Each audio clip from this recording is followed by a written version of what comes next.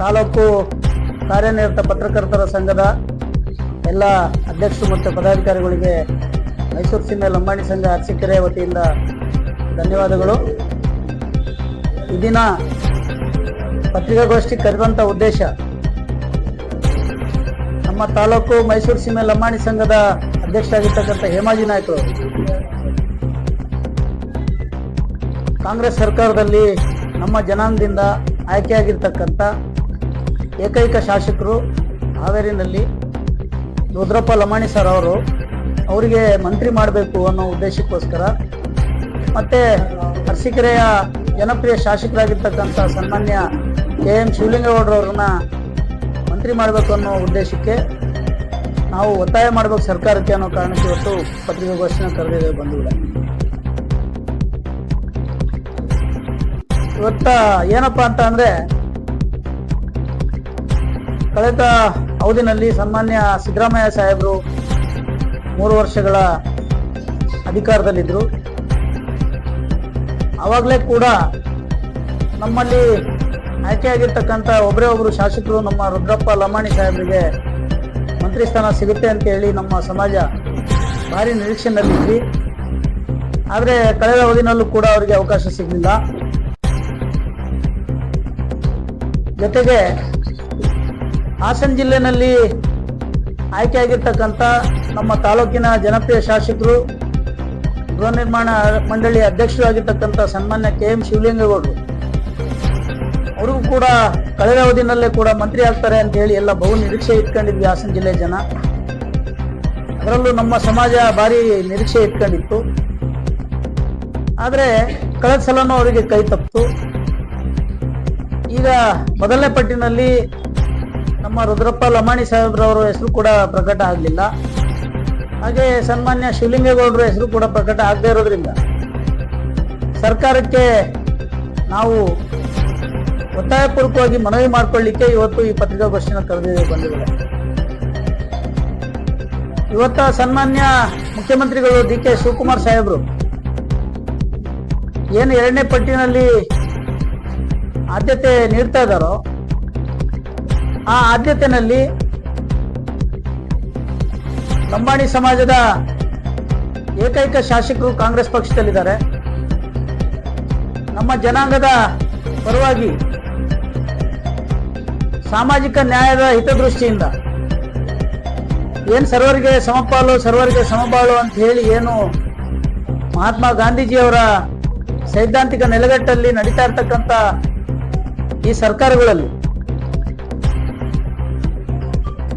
ನಮ್ಮ ಜನಾಂಗಕ್ಕೆ ಪ್ರಾತಿನಿಧ್ಯನ ಕೊಡಬೇಕು DK ಶಿವಕುಮಾರ್ ಸರ್ ಅಂತ ಹೇಳಿ ನಾವು ನಮ್ಮ ತಾಲೂಕಿನ ಲಂಬಾಣಿ ಸಮಾಜದ ಮುಖಂಡರ ಮುಖಾಂತರ ಈ ಪತ್ರಿಕಾಗೋಷ್ಠಿನಲ್ಲಿ ಸರ್ಕಾರಕ್ಕೆ ಒತ್ತಾಯ ಮಾಡ್ತೇವೆ. ಜೊತೆಗೆ ಈ ತಾಲೂಕಿನ ಅಭಿವೃದ್ಧಿನಲ್ಲಿ ಇವತ್ತ ಬೇರೆ ತಾಲೂಕುಗಳು ಈ ರಾಜ್ಯದಲ್ಲಿ ಎಲ್ಲಾನು ಹೋಲಿಸ್ಕೊಂಡ್ರೆ ಅರಸೀಕೆರೆ ಅಭಿವೃದ್ಧಿ ಪಥದತ್ತ ಸಾಗ್ತಾ ಇದೆ. ಈ ಎಲ್ಲ ಅಭಿವೃದ್ಧಿನಲ್ಲಿ ಸಾಮಾನ್ಯ ಶಾಸಕರ ಹೋರಾಟದ ಫಲ ಇವತ್ತು ನಾವೆಲ್ಲ ಸವಲತ್ತುಗಳನ್ನ ಪಡ್ಕೊಂಡಿದ್ದೇವೆ. ಕಳೆದ ಅವಧಿನಲ್ಲೇ ಮುಖ್ಯಮಂತ್ರಿ ಆಗ್ತಾರೆ ನಮ್ಮ ಸನ್ಮಾನ್ಯ ಶಿವಲಿಂಗೇಗೌಡರು ಅಂತೇಳಿ ನಾವೆಲ್ಲ ಅನ್ಕೊಂಡಿದ್ವಿ. ಆದರೆ ಕೈ ತಪ್ಪಿತು. ಈ ಜಿಲ್ಲೆನಲ್ಲಿ ಪಕ್ಷನ ಸಂಘಟನೆ ಮಾಡೋ ದೃಷ್ಟಿಯಿಂದ ಮತ್ತೆ ಈ ಜಿಲ್ಲೆಯ ಅಭಿವೃದ್ಧಿಯ ದೃಷ್ಟಿಯಿಂದ ಕಾಂಗ್ರೆಸ್ ಪಕ್ಷದಲ್ಲಿ ಆಯ್ಕೆಯಾಗಿರ್ತಕ್ಕಂಥ ಏಕೈಕ ಶಾಸಕರಾಗಿರ್ತಕ್ಕಂಥ ಸನ್ಮಾನ್ಯ ಶಿವಲಿಂಗೇಗೌಡರಿಗೆ ಮಂತ್ರಿ ಸ್ಥಾನ ಕೊಡಲೇಬೇಕು ಅಂತ ಹೇಳಿ ನಾವು ಒಕ್ಕೊರಲಿನಿಂದ ನಮ್ಮ ಸಮಾಜದ ಪರವಾಗಿ ನಾವು ಸನ್ಮಾನ್ಯ DK ಶಿವಕುಮಾರ್ ಸಾಹೇಬರಿಗೆ ವಿನಂತಿನ ಮಾಡ್ಕೊಳ್ತಾ ಇದ್ದೇವೆ. ಕಳೆದ MP ಚುನಾವಣೆಯಲ್ಲಿ ಸನ್ಮಾನ್ಯ ಶಿವಲಿಂಗೇಗೌಡರಿಗೆ ಒಂದು ಟಾಸ್ಕ್ ಇತ್ತು, ನೀವು MP ಗೆಲ್ಲಿಸ್ಕೊ ಬನ್ನಿ, ನಿಮಗೆ ಮಂತ್ರಿಯ ಅವಕಾಶ ಸಿಗುತ್ತೆ ಅಂತ ಹೇಳಿ ಸರ್ಕಾರದಲ್ಲಿ ಆಶ್ವಾಸನೆ ಇತ್ತು ಅನ್ನೋ ಒಂದು ನಂಬಿಕೆನ ಇಟ್ಟು ಈ ಜಿಲ್ಲೆಯ ಜನ ದೊಡ್ಡ ಮಟ್ಟದಲ್ಲಿ ಹೋರಾಟ ಮಾಡಿ ಕಾಂಗ್ರೆಸ್ ಪಕ್ಷದ ಕಾರ್ಯಕರ್ತರು, ಎಲ್ಲ ಸಮಾಜದ ಮುಖಂಡರುಗಳು ಎಲ್ಲರೂ ಕೂಡ ಹೋರಾಟ ಮಾಡಿ ನಮ್ಮ ಜಿಲ್ಲೆಯಲ್ಲಿ ಒಬ್ಬ ಶ್ರೇಯಸ್ ಪಟೇಲ್ರಂತಹ ಒಬ್ಬ ಯುವಕರನ್ನ ಉತ್ತಮವಾದಂಥ ಯುವಕರನ್ನ ಆಯ್ಕೆ ಮಾಡಿದ್ದಾರೆ ಬಂಧುಗಳೇ. ಆ ಕಾರಣ ಏನು ನುಡಿದಂತೆ ನಡೆದಂತ ನಮ್ಮ ಶಿವಲಿಂಗೇಗೌಡರು ಅವಿರತ ಹೋರಾಟ ಮಾಡಿದ್ದಾರೆ. ಈ ಜಿಲ್ಲೆನಲ್ಲಿ ಸಂಘಟನೆ ಮಾಡಿ ಒಂದು ಎಂಪಿನ ಗೆಲ್ಲಿಸಿಕೊಳ್ಳೋದು ಸುಲಭದ ಕೆಲಸ ಅಲ್ಲ. ಯಾಕೆಂದ್ರೆ ಜಾತ್ಯತೀತ ಜನತಾದಳದ ಹಿಡಿತದಲ್ಲಿರ್ತಕ್ಕಂಥ ಒಂದು ಜಿಲ್ಲೆನಲ್ಲಿ 4 ಜನ ಶಾಸಕರು JDS ಪಕ್ಷದಿಂದ ಗೆದ್ದಿರ್ತಕ್ಕಂಥದ್ದು. ಕಾಂಗ್ರೆಸ್ ಪಕ್ಷದಿಂದ ಒಬ್ಬರು ಶಾಸಕರಿದ್ದು ಒಂದು ಎಂಪಿನ ಗೆದ್ಕೊಳ್ಳೋದು ಒಂದು ಸಣ್ಣ ವಿಚಾರ ಅಲ್ಲ. ಅವರ ಹೋರಾಟ ತುಂಬಾ ಇತ್ತು. ಅವರು ಹಗಲಿರುಳು ಅನ್ನದೆ ಎಲ್ಲ ಪ್ರಯತ್ನಗಳನ್ನ ಮಾಡಿ ಒಂದು ಎಂಪಿನೂ ಕೂಡ ಗೆಲ್ಲಿಸಿಕೊಟ್ಟಿದ್ದಾರೆ. ಮುಂದೆ ಹಾಸನ ಜಿಲ್ಲೆನಲ್ಲಿ ಎಲ್ಲ ವಿಧಾನಸಭಾ ಕ್ಷೇತ್ರಗಳಲ್ಲಿ ಪಕ್ಷ ಸಂಘಟನೆ ಆಗಬೇಕು, ಎಲ್ಲ ಸಮಾಜದ ಶ್ರೇಯೋಭಿವೃದ್ಧಿ ಆಗಬೇಕು, ಎಲ್ಲರೂ ಕೂಡ ಎಲ್ಲ ರೀತಿಯಲ್ಲಿ ಅಭಿವೃದ್ಧಿ ಆಗಬೇಕು ಹಾಸನ ಜಿಲ್ಲೆ ಅಂತ ಅಂದ್ರೆ ಸನ್ಮಾನ್ಯ ಶಿವಲಿಂಗೇಗೌಡರಿಗೆ ಮಂತ್ರಿ ಸ್ಥಾನ ಕೊಡಲೇಬೇಕು ಅಂತ ಹೇಳಿ ನಾವು ಸನ್ಮಾನ್ಯ DK ಶಿವಕುಮಾರ್ ಸಾಹೇಬ್ ಅವರಿಗೆ ವಿನಂತಿ ಮಾಡ್ಕೊಳ್ತೇವೆ. ಜೊತೆಗೆ ಇವತ್ತ ನಮ್ಮ ಬಂಧುಗಳಾಗಿರ್ತಕ್ಕಂಥ ರುದ್ರಪ್ಪ ಲಮಾಣಿ ಸರ್ ಅವರು ತುಂಬಾ ಸಮರ್ಥರಿದ್ದಾರೆ. ಅವರು ವಿಧಾನಸಭೆಯ ಉಪಾಧ್ಯಕ್ಷ ಸ್ಥಾನದಲ್ಲಿ ಕೂತು ಅವರು ಉತ್ತಮವಾದಂತ ಕಾರ್ಯನಿರ್ವಹಣೆ ಮಾಡಿದ್ದಾರೆ. ಅಂತ ಒಂದು ಜವಾಬ್ದಾರಿ ಸ್ಥಾನನ ನಿರ್ವಹಿಸಿರ್ತಕ್ಕಂಥ ರುದ್ರಪ್ಪ ಲಮಾಣಿ ಸರ್ ಅವರಿಗೆ ಮಂತ್ರಿನ ಮಾಡಬೇಕು ಅಂತ ಹೇಳಿ ನಮ್ಮ ಸಮಾಜದ ಪರವಾಗಿ ನಾವು ವಿನಂತಿನ ಮಾಡ್ಕೊಳ್ತಾ ಇದ್ದೇವೆ ಸರ್ಕಾರಕ್ಕೆ. ಸಿದ್ದರಾಮಯ್ಯ ಸಾಹೇಬರು ಕೂಡ ಮುಂದಿನ ಅವಧಿನಲ್ಲಿ ರುದ್ರಪ್ಪ ಲಮಾಣಿ ಅವರಿಗೆ ನಾವು ಮಂತ್ರಿ ಸ್ಥಾನ ಕೊಡ್ತೀವಿ ಅಂತ ಹೇಳಿ ಆಶ್ವಾಸನೆ ಕೂಡ ಕೊಟ್ಟಿದ್ರು. DK ಶಿವಕುಮಾರ್ ಸಾಹೇಬರು ಪಕ್ಷದ ಅಧ್ಯಕ್ಷರಿದ್ರು, ಅವರು ಕೂಡ ಆಶ್ವಾಸನೆಯನ್ನು ಕೊಟ್ಟಿದ್ರು.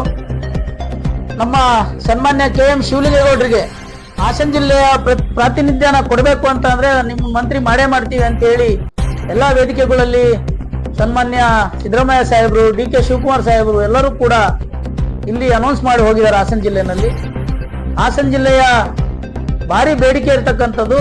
ಹಾಸನ ಜಿಲ್ಲೆಯವರೇ ಮಂತ್ರಿ ಆಗಬೇಕು, ಅವರೇ ಜಿಲ್ಲೆಯ ಉಸ್ತುವಾರಿ ಆಗಬೇಕು ಅನ್ನೋದು ತುಂಬಾ ಬೇಡಿಕೆ ಇದೆ ಬಂಧುಗಳೇ. ಆ ಕಾರಣ ದಯಮಾಡಿ ಸರ್ಕಾರ ಈ ಪಟ್ಟಿನಲ್ಲಿ ಮೊದಲನೇದಾಗಿ ಅವರ ಹೆಸರುಗಳನ್ನ ಘೋಷಣೆ ಮಾಡೋ ಮುಖಾಂತರ ಮೈಸೂರು ಸೀಮೆ ಲಂಬಾಣಿ ಸಮಾಜದ ಕರ್ನಾಟಕದಲ್ಲಿ ಲಂಬಾಣಿ ಸಮಾಜ 58 ಕ್ಷೇತ್ರಗಳಲ್ಲಿ ನಿರ್ಣಾಯಕ ಪಾತ್ರನ ವಹಿಸ್ತಕ್ಕಂಥ ಜನಸಂಖ್ಯೆಯನ್ನು ಹೊಂದಿರತಕ್ಕಂಥ ಸಮಾಜ.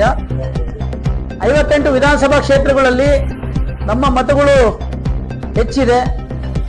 ಒಬ್ಬ ಚುನಾಯಿತರಾಗ್ತಕ್ಕಂಥ ಶಾಸಕರನ್ನ ಆಯ್ಕೆ ಮಾಡಬಹುದು ಅಥವಾ ಸೋಲಿಸಬಹುದು, ಅಷ್ಟು ಓಟನ್ನ ಹೊಂದಿರತಕ್ಕಂಥ ಈ ಸಮಾಜಕ್ಕೆ ಈ ಸರ್ಕಾರದಲ್ಲಿ ಪ್ರಾತಿನಿಧ್ಯ ಕೊಡಬೇಕು ಅಂತ ಹೇಳಿ ನಾವು ಸರ್ಕಾರಕ್ಕೆ ವಿನಂತಿ ಮಾಡ್ಕೊಳ್ತಾ ಇದ್ದೇವೆ ಮತ್ತೊಮ್ಮೆ.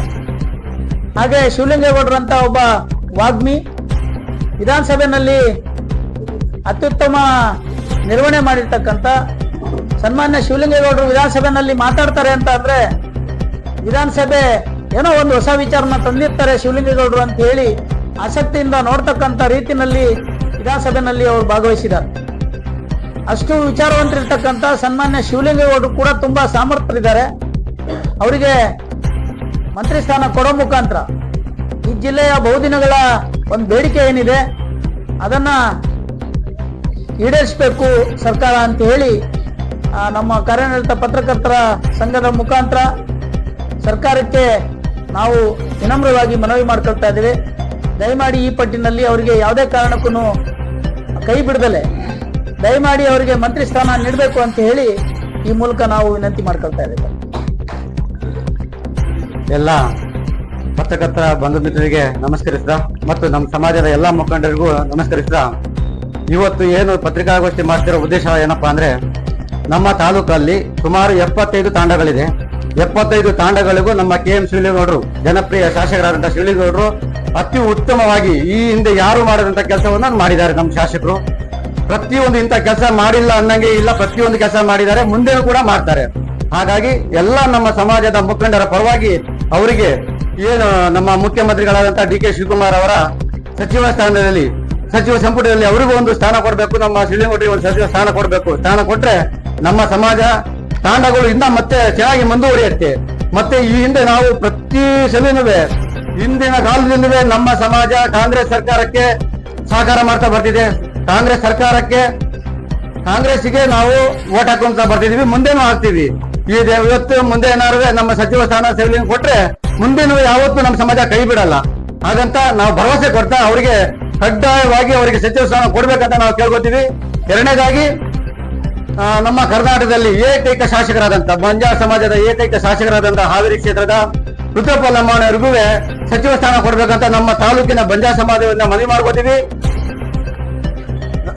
ಕರ್ನಾಟಕದ ಇತಿಹಾಸದಲ್ಲಿ 40 ವರ್ಷಗಳಿಂದ ಈ ಬಾರಿನೇ ಸಿದ್ದರಾಮಯ್ಯರ ಸಚಿವ ಸ್ಥಾನ ಮಿಸ್ ಆಗಿರೋದು. ನಮಗೆ 40 ವರ್ಷದ ಇತಿಹಾಸದಲ್ಲಿ ಈ ಸರಿನೇ ಸಚಿವ ಸ್ಥಾನ ಮಿಸ್ ಆಗಿರೋದು. ದಯವಿಟ್ಟು ಈ ಕಾಂಗ್ರೆಸ್ ಸರ್ಕಾರವು ಎಚ್ಚೆತ್ತುಕೊಳ್ಬೇಕು, ಇದ್ರ ಕಡೆ ಗಮನ ಕೊಡಬೇಕು.